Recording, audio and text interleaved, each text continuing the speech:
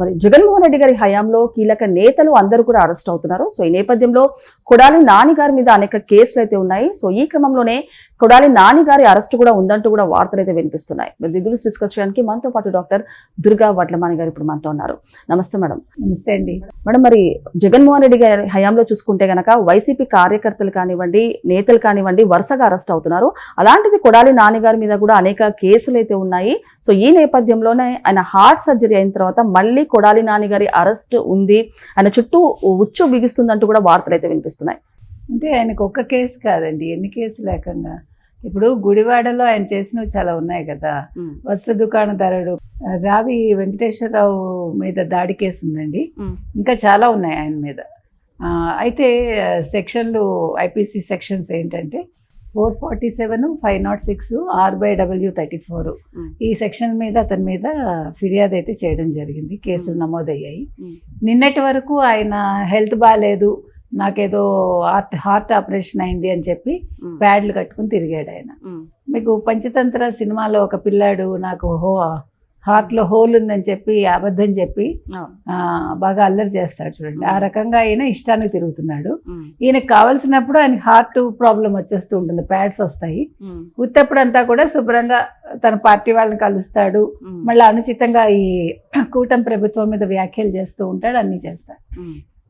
అదే కాకుండా ఈయన మీద ఇంకా ఏం కేసులు ఉన్నాయంటే విశాఖపట్నం 3 టౌన్ పోలీస్ స్టేషన్లో అంజనా ప్రియ అని ఒక ఆవిడ పెట్టారు.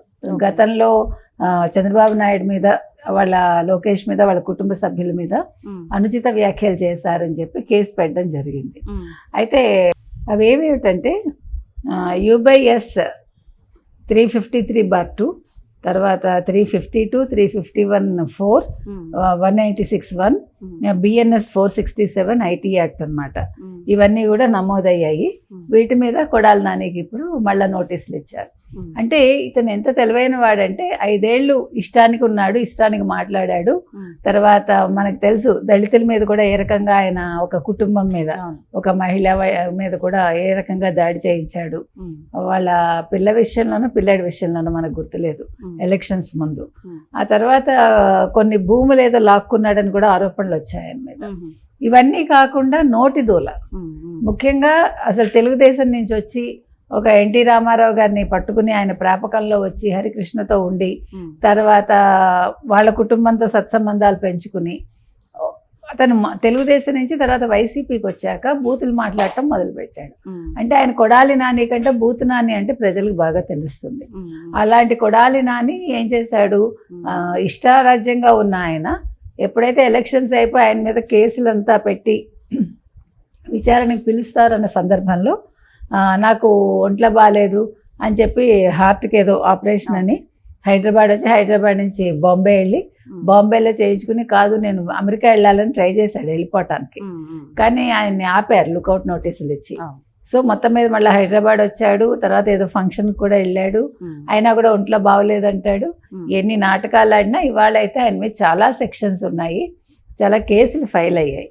సో ఈ కేసుల మీద ఆయన విచారణ ఎదుర్కోవాలి. ఇవాళ కొడాలి నాని అన్న వ్యక్తి తప్పకుండా అరెస్ట్ అవ్వాలండి. ఎందుకంటే వల్లభనేని వంశీ ఆల్రెడీ అరెస్ట్ అయ్యారు. ఆయన 3 నెలల పైగా జైల్లో ఉండి ఆయన బయటకు వచ్చారు. ఆయన ఏ రకంగా అనుభవించాడో అందరికీ తెలుసు. అంటే చేసిన కర్మ అనేది మీరు వదిలించుకుందామన్నా వదలదు, అది మన వెంటే వస్తుంది కదా. కాబట్టి ఈ కర్మను వదిలించుకోవాలంటే ఈయన తప్పకుండా ఒకసారి జైలుకి వెళ్తే ఆ కర్మ అనేది కొంచెం వదులుతుంది. లేదంటే ఇది ఇలా వెంటాడుతూనే ఉంటుంది. ఆయనకి ఆ గుండె నొప్పి జన్మకి తగ్గదు ఆయనకి. కాబట్టి వాళ్ళ కొడాలి నాని అన్న వ్యక్తి మీద కేసు పెట్టడం అనేది చాలా సముచితం అండి. ఒక కేసు కాదు, చాలా కేసులు ఉన్నాయి.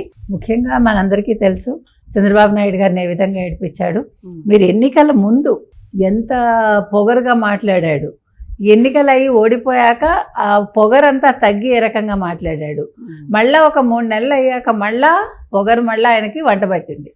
అంటే 3 నెలలు కామ్గా ఉన్నారు వీళ్ళందరూ వైసీపీ వాళ్ళు. మీరు గమనిస్తే ఈవెన్ రోజా కూడా మెడ్రాస్ వెళ్ళిపోయింది, మనందరికీ తెలుసు. జగన్మోహన్ రెడ్డి కూడా ఫస్ట్ ఓడిపోయామన్నాడు, తర్వాత ఏమన్నాడు, ఈవీఎంలు అంతా కూడా ఇది చేశారు, దానివల్ల గెలిచారన్నాడు. ఇలా రకరకాల స్టేట్మెంట్స్ ఇచ్చుకుంటూ వచ్చి మొత్తానికి బయటికి రావటం అయితే జరిగింది, ప్రెస్ మీట్లు పెట్టడం అయితే జరుగుతుంది. కానీ ప్రజల్లోకి వెళ్ళలేడు. ఒక్కడు ధైర్యంగా ఎటువంటి సెక్యూరిటీ లేకుండా ప్రజల్లోకి వెళ్ళలేడు. కాకపోతే ఏంటంటే ప్రభుత్వం మీద నిందలు వేస్తూ ఉంటాడు ఆయన, కూటమి ప్రభుత్వం మీద. కాబట్టి ఇవాళ ఇన్ని సిచ్యువేషన్స్లో ఇవాళ కొడాలి నాని అంటే నెక్స్ట్ టార్గెట్ కొడాలి నాని. ఇప్పుడు లిక్కర్ స్కామ్లో ఫైనల్గా జగన్మోహన్ రెడ్డి దగ్గరికి వచ్చి అది ఆగింది. ఈలోగా ఈ కేసుల్లో కొడాలి నాని అరెస్ట్ అవుతాడు అనుకుందాం. ఇంకా నెక్స్ట్ ఎవరుంటారు బయట చెప్పుకోవటానికి? ఇంకా సజ్జలు ఉంటారు.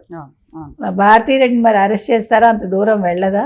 భారతీరెడ్డి, సజ్జల, వైవి సుబ్బారెడ్డి ఈ పెద్ద మనుషులందరూ పార్టీని మరి పైకి తీసుకొస్తారా, పాడెక్కిస్తారా అనేది మనకు తెలియదు. మనం ఇంకొకటి, జగన్మోహన్ రెడ్డి గారికి చాలా ఆప్తుడని చెప్పొచ్చు సజ్జల రామకృష్ణారెడ్డి గారు.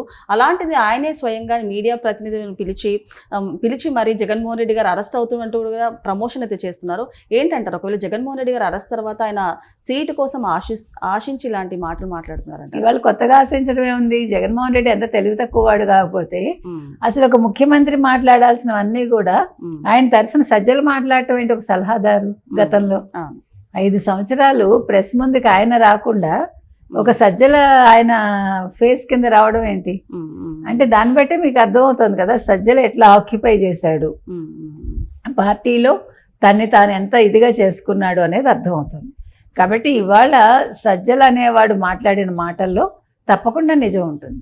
తప్పకుండా జగన్మోహన్ రెడ్డి అరెస్ట్ అవుతారు. అయ్యాక పార్టీ పగ్గాలు మరి సజ్జల రామకృష్ణారెడ్డికి ఇస్తారా, మరి ఏం చేస్తారు? లేకపోతే తనే తీసుకుంటారా, లేదు తను తీసుకుని సజ్జల చేత నడిపిస్తారా వెనకాల? ఇవన్నీ కూడా చూడాలి మనం. ఏది ఏమైనా ఇవాళ ముందు కొడాలి నాని అరెస్ట్ అయితే అన్ని వికెట్లు డౌన్ అయిపోయినట్టే. ఇంకా మిగిలేది ఎవరు? విడదల రజని, అతను ఎవరు పేర్ని నాని, తర్వాత రోజా, ముఖ్యమైన వాళ్ళు వాళ్ళే. అంబటి రాంబాబు మీద ఏం కేసులు ఉన్నట్టు లేదు. లక్కీగా ఆయన మద్యం కుంభకోణంలో ఇరుక్కోలేదు. అంటే లక్కీలీ ఏమైందంటే ఆయన రెడ్డి కాకపోవటం, అది కూడా ఒక ప్లస్ పాయింట్ అయి ఉండొచ్చు. Okay okay okay madam, thank you.